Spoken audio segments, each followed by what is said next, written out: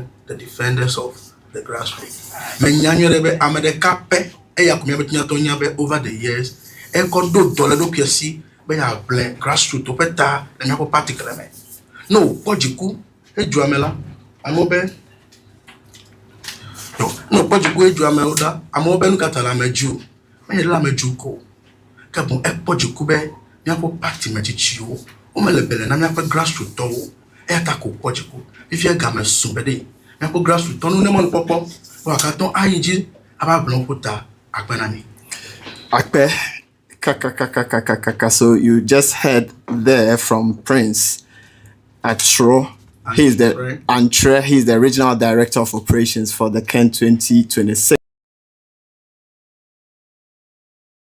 Live here on VOV Radio 95.7, and the discussion is coming to you live from our studios here on the Hohoe stretch of the Eastern Corridor Road, right opposite the GCB Bank here in Hohoe Hado.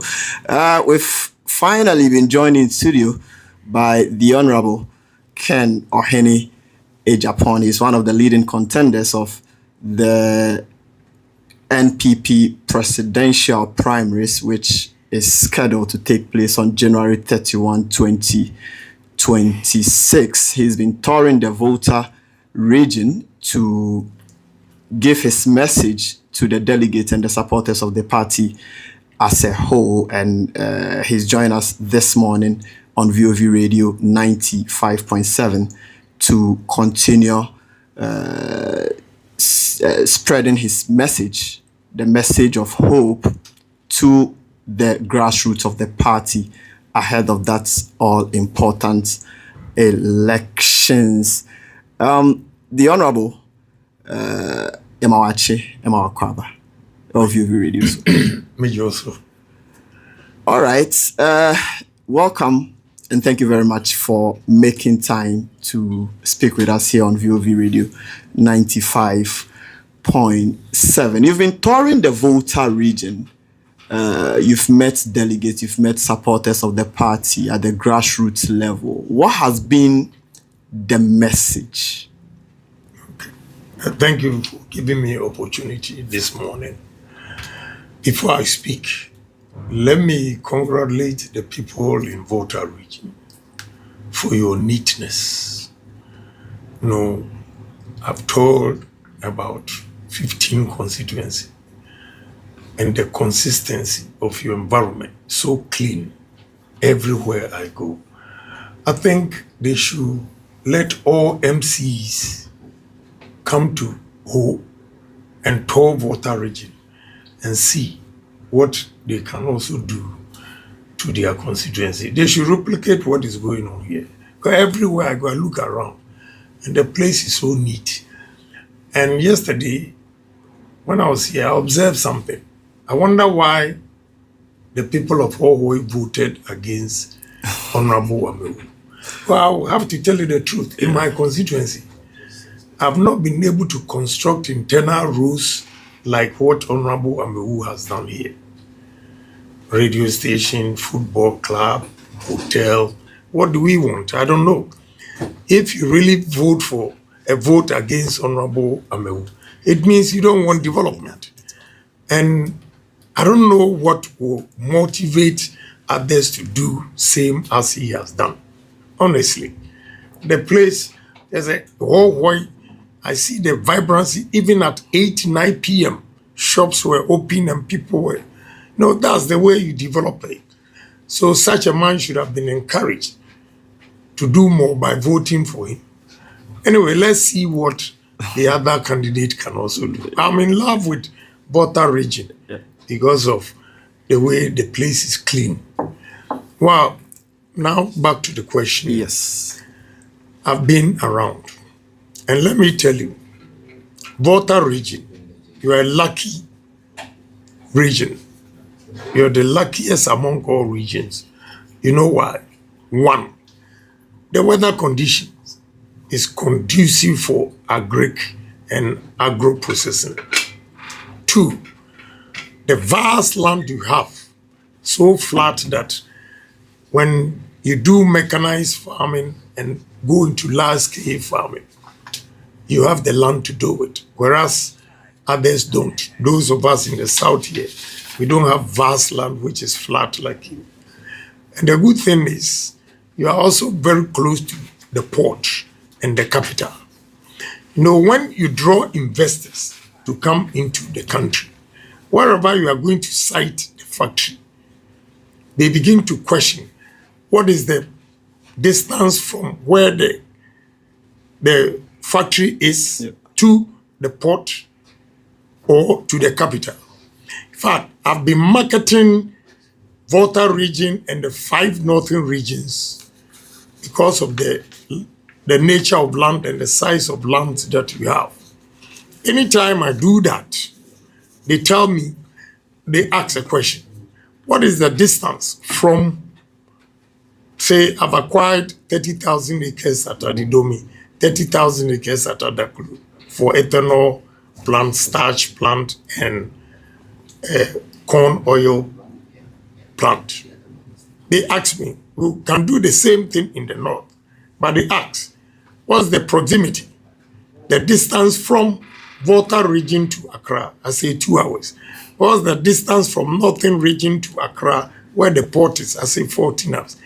And almost everybody first opted for Volta region. So I'm here preaching to the delegates to give me opportunity to serve this country so that all of you will also benefit. The first thing I'm going to do, and what I've been telling delegates, is that the moment I'm sworn in as president, I'll move Minister of Tourism to Volta region. And we have regional administration will split it into 2. And tourism ministry will take 1, regional administration will take 1. And you see the influx of people that will be coming into this country. I mean, you have tourist sites here, not developed. We have to develop it for Kenya, Botswana, South Africa, Uganda, Namibia are making huge sums of money from these wild animals that, you know, have Mount Afajato here, you have the waterfalls, you know, some place I went, they said, palm tree with 7 heads, whatever. All these things, we don't know about it. We need to market Volta region. And first approach, because of the Lake Volta, when I got to Kita, and I saw, that is where I saw that the Volta is big now. You know, we don't have anything like hotels, boats on the. There's so many things we can do with tourism in Volta region. So my first 2 projects, tourism and agro-processing, agriculture. Yeah. But I will move Ministry of Agri to the northern region because of the vast land, and we also have to encourage them. So basically, my campaign is towards what we can do as people in Ghana and not relying on World Bank loans, IMF, donor countries for our survival. We can do it ourselves. So I've been showing them things that we have. I went to Agotime, to Akachi North. From Ho to Agotime, I saw that they grow a lot of coconuts. From Agotime to Akachi North, you see they grow a lot of coconut and maize as well. My brother, if you know what we can do with coconut, I forgot to bring some of them to show you. We have coconut sugar, coconut flour, coconut juice, so many things we can do with coconut. We have them in abundance, and we still import coconut juice from Thailand. We import coconut juice and pineapple juice from Holland. Why? I'm saying that we're going to give farmers inputs free, fertilizers, all the chemicals free, so that their produce will become cheaper and can compete globally. The cost of production in Ghana here is so high. So even if you import maize from Brazil, the ethanol plant that we did the search. Importing maize from Brazil to Ghana here is still cheaper than the Ghana maize. Yes. So what do we have to do? Because in Brazil, they subsidize. Yeah. Here we don't. We have to give free fertilizers, free chemicals, other inputs to encourage farmers to expand their. We have to show them new technology. I have a partner that I've acquired also another 56,300 acres at Adakulu. We are going to do tomatoes and potatoes. And the tomatoes, he said when he first went to Senegal, they were producing 15 tons per hectare. With this new technology, 1 hectare, they are producing 70 tons. So how can a Ghanaian farmer who say is producing 15 tons per hectare now compete with a Senegalese farmer who is producing 70 tons? This is the way we have to go. Mechanize with new technologies, expand our farms. You know, there are standards that we have to do. One thing, I said it the last time and they were offended. We decide. We decide is not good. So anything you do, if you don't have the standards, yes. If you don't have the standards, they will not allow you to export it.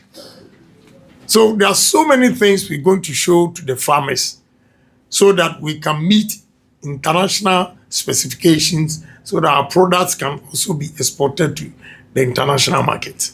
All right. So, example is here, my brother. Okay. This is the sugar. Sugar made from cocoa.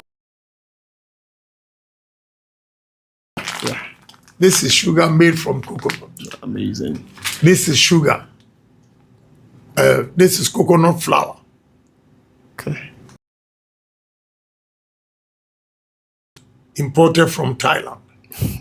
And when we have all these factories here, you have one factory producing coconut sugar, one factory producing coconut flour, one factory producing coconut juice. Right there, coconut alone, right there we have three factories. Look, who says we can't do it? See, this is a nice package. And it's from a lady at Sogakope. Oh, okay, that's Kokonte. Yeah, Kokonte, yeah. A woman organizer in Sogakope has packaged this. It meets international standards. Definitely. What you have to do is give her the market. You know, African markets in Europe, America, Asia, they all buy this. I'm going to connect her to two guys, Ousu and one other guy. Huge African markets in New York. And one can be a wholesaler even to this woman. And that's how we have to build this nation. Yeah. So I'm saying that, delegates, don't think of the money that we are going to give it to you, the DD, but think of the person who can actually change your life for good by bringing companies here. We want to reduce youth unemployment. What are the message from the other candidates? Vote for me and vote for me. I've been there once, give me second chance. That doesn't put money in your pocket. Yeah. So I've been telling them, we voted for economists, we voted for lawyers, we voted for historians, we voted for auditors, soldiers, and still we are where we are. We are where we are. Unemployment is high. People don't have money. Now let's try a businessman. Yeah. At our breakfast, we were discussing the Benin president. He was dealing in cotton, and when he became president, he focused on cotton. I went to Dubai, and they took me to the free zones where they built a huge warehouse and buying cotton from Benin. For the 3 years, he's made about $4 billion. Now, the first 6 months, he made $670 million from cotton. We have been producing cocoa over 100 years. Now we are struggling to get 500 million. How? What is wrong with that? Let's diverse. There are other areas that when we focus, Ghana will make money. Cassava alone. In Thailand, they displayed at the ministry yesterday with konkonte, tapioca, and everything added. We got 46 different products that cassava. We can get from cassava. And we call ourselves poor. Yeah. When everywhere, your backyard here, you grow, you plant cassava, and it will grow. Yeah.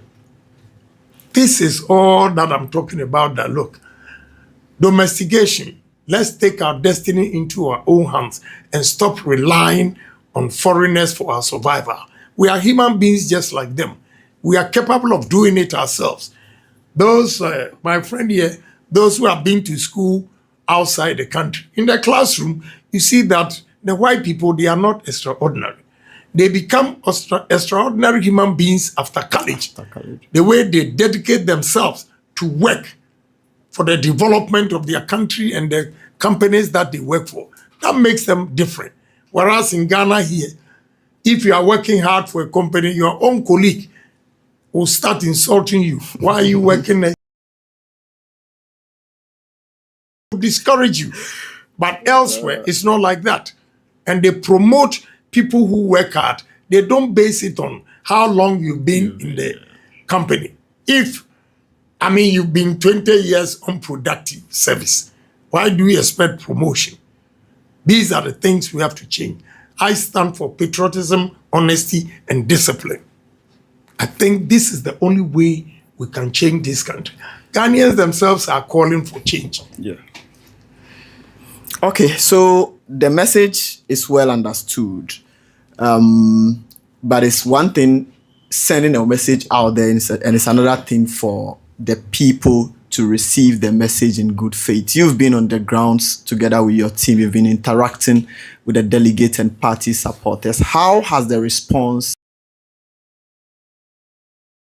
message been for you? You know, I don't believe in the funds that they give. As for funds, they can deceive you. Yeah. Okay. The D-Day will tell. Because tomorrow, one candidate is also coming here. They will give him the same funds. So that deception is there. That is why, may he so rest in peace, our former General Secretary said, fear delegates. Yeah. So because of that, I'm treading cautiously and working hard. That the D-Day, they don't make a mistake like they did the first time. And my message again to them is, the last time you find an excuse and say that we were intimidated. This time, the intimidation has gone down a bit. So let's use our conscience and listen to Ghanaians. Everywhere you go, my brother, in the churches, pastors are preaching, bring Kennedy Agyapong. Professor are prophesying, bring Kennedy Agyapong. In the hospitals, everybody, when we're in who, the nurses, the doctors, the workers, everybody is saying, bring Kennedy Agyapong. At the lorry parks, conversation going on politically, they said, bring Kennedy Agyapong. Restaurants, bring Kennedy Agyapong. Entertainment, bring Kennedy Agyapong. What do we want? We have to listen to Ghanaians. They are going to vote on 2028 with us. It's not only the delegates. So if we want power, in the history of MPP, the first time a politician has emerged and Ghanaians themselves are begging their political party, his political party, to give him or to bring him for them to vote for him, is Honorable Kennedy Agyapong. So I'm begging the delegates to listen to Ghanaians what they are saying. Because the last time they didn't listen to Ghanaians, we lost miserably. We don't have to repeat this when people are coming, oh, nobody has gone once and won the election, so give him a second chance, give him a third chance. If we've given Kufuor second chance, a Kufuor third chance, then he wants fourth chance. We'll all be dead. We'll all be dead. And these fantastic ideas that I have, and listen, I'm a businessman. Whatever I'm telling you, I've acquired these lands, and you see from February. So, delegates, vote Kennedy Agyapong for development, especially in Volta region. Okay, thank you very much. So the message is now clear to the delegates out there. What is left is for the delegates to show up and throw their support and eventually vote for Kennedy Agyapong on January 31, 2026. Now, let's shift the conversation from the national perspective, as away from the NPP party and delegates. A lot of people see you as a firebrand politician, as a politician who says it as it is, regardless of who is involved. And more often than not, Ghanaians, I would say maybe culturally or by virtue of our cultural lineages, we mostly don't like to say things as they were. We are often diplomatic, we are often political in our conversations. Sitting from where you are and looking back at your journey as a politician and where you've gotten to, are you convinced that you are the sort of man Ghana needs at this moment? Oh, yes. You know why? Of late, Ghanaians are always making reference to the Burkinabe ruler. Why? Because he's instilling discipline in the people of Burkina. And now Ghanaians always make reference to Burkina. Why? They know that this country, we need a disciplined leader, a businessman who can really manage the economy. So now Ghanaians are calling, we need a Rawlings type. We need a Rawlings type. We need a Rawlings type. So this is the time. It's ripe for Kennedy Agyapong to lead this country and instill discipline, inculcate discipline in all of us, including myself, that, we use that disciplined attitude to move the country. So Ghanaians are now poised, looking for a vibrant, bold, decisive leader who can take the bull by the horn and tell the truth. Call a spade a spade. If it's yes, it's yes. If it's no, it's no. That's the type of leader Ghanaians want. So I think I'm the right leader for Ghana at the moment. All right. So the right leader at the moment for Ghana. Now we go into a party conversation properly. The NPP party. A lot of people, especially the top hierarchy of the party, see you as someone who is, as it were, fighting against the stance of the party, and you have done that over time. How do you respond to people like that? I'll give an example of that. No, but it's the party people who are talking. And they say when the party take a stand, Kennedy Agyapong will come and insult the party leadership, or Kennedy Agyapong will have other ideas contrary, or will take positions contrary to party position. Yeah, that makes me a unique person. And whatever advice I gave them, if they took it, we wouldn't have been in opposition. What makes you think you're a leader and you're 100% right, and nobody has the right to criticize your decision? That's the problem of the party. The top don't like me because I've been bold to criticize the wrongs. And that is why Ghanaians are also calling for me. That's the gospel truth. When I tell you that, look, let me give you one example. In March 2022, I had $40 million, equivalent in cedis, 240 million. Now, the 240 million, in March 2022, it was 6 cedis to $1, which means I have $40 million. the same 2022 August, the same $240 million worth 15,483,000. So I told them, look, anybody in this government, if you bring him, he lost the election in 2022. Because Ghanaians, the businessmen, had taken a stand, taken a decision that no more with the MPP party, with this, anybody from this government. And they said what? Oh, Agyapong is destroying the party. I am giving you clues not to vote for a wrong person. And you didn't take it. You voted for a wrong person. We lost miserably. How do you then accuse me? Because I felt it. A guy came to me. He was with the other camp. And when he came and we were discussing and I gave him reasons why I said those things. And he was shocked. It's a lady rather. She asked me a question. So how are your co-stores? Listen to me. My co-stores, I was renting $600,000 a month. This time, our time, 2024, out of the 600,000, my rent was $28,000 after tax. The lady was shocked. Say, yeah, you don't do business. You sit in the office, and when we are complaining, you think we complain too much. She was shocked. And NDC came, we started picking, but there's nothing to write home about. I've lost drastically. People's money gone. So if I tell you, and you say that I'm going contrary to the party, what has happened to us? And now, look at the way they are treating MPP people. These two have kept quiet.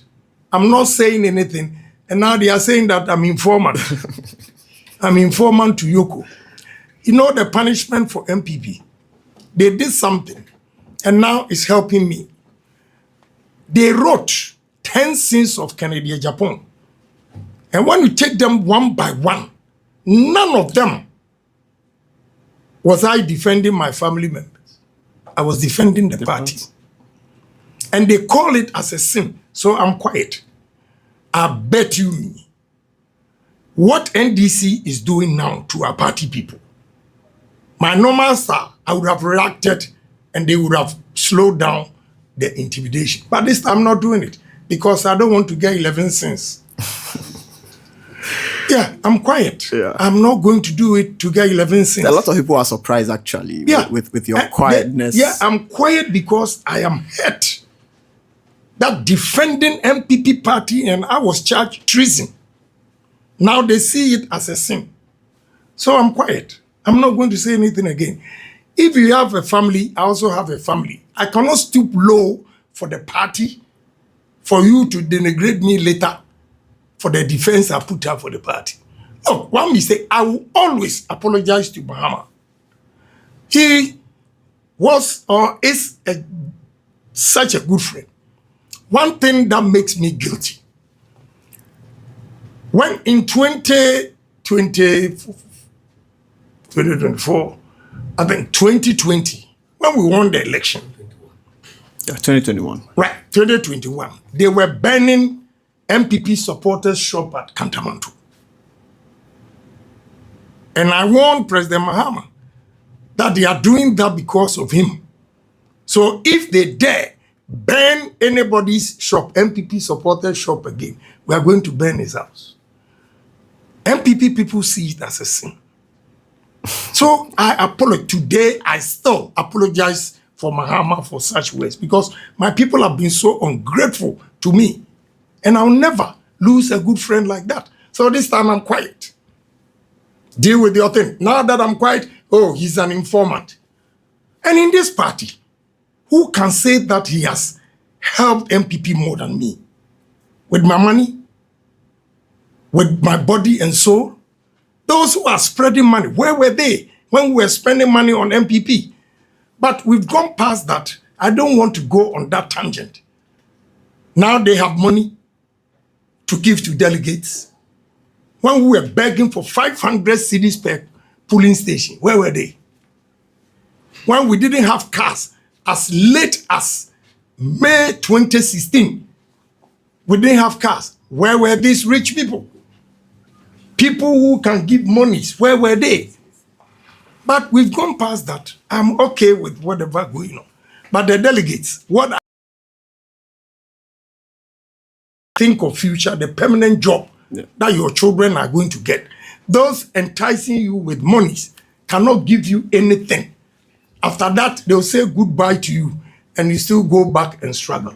So vote for a man who has love for you, who cares about your welfare, who sees you as a human being, and always ready to vote, put his life on the line for you, especially people in Volta region.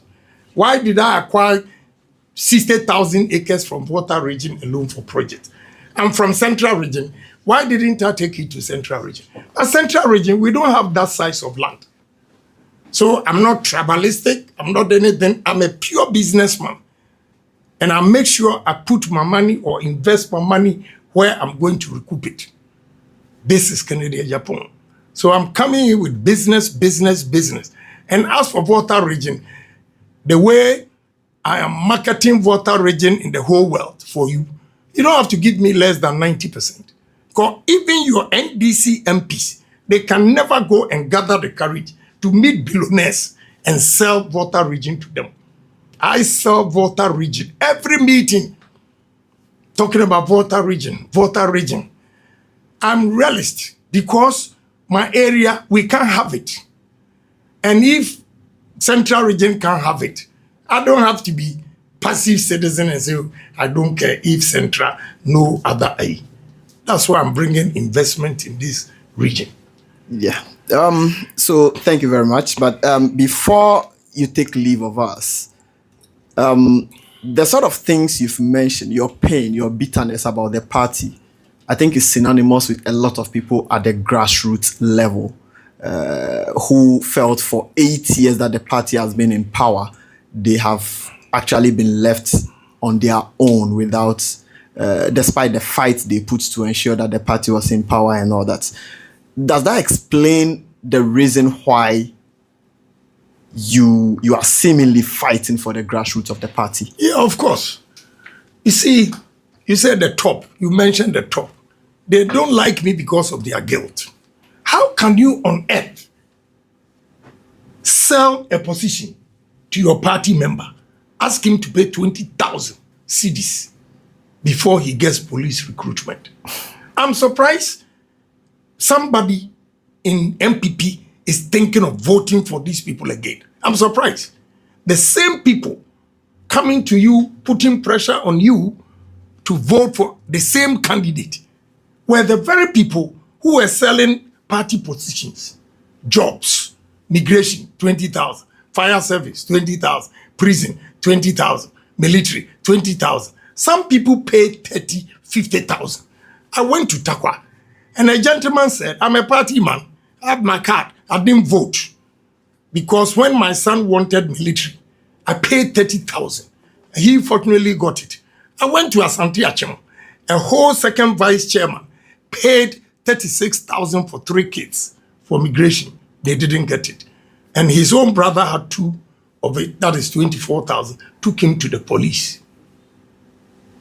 So you see that bitterness is part of our defeat. That is why, and I've been fighting for the party people, help them. Because they are the very people going out there to talk to people to convince them to vote for us. If you neglect them like that, they'll punish us. And because of what I said, they say, I've gone contrary to the party. What is party's position? That go and sell?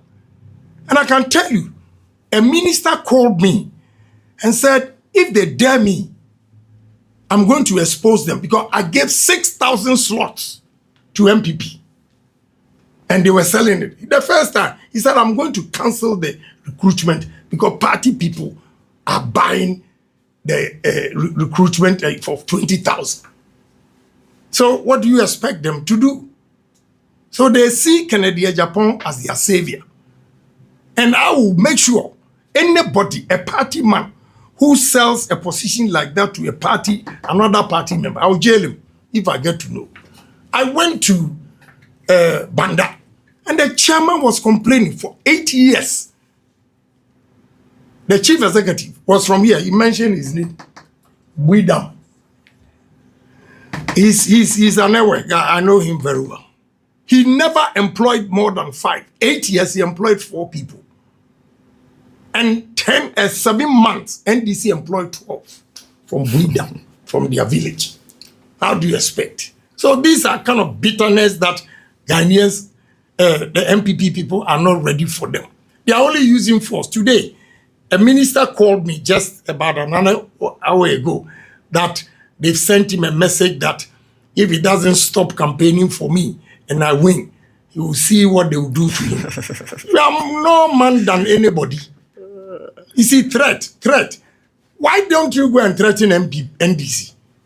You went there, they beat the hell out of you because Agyapong was quiet. You don't have a man and they think they are bold. Let them try it again. They'll see what will happen. All right.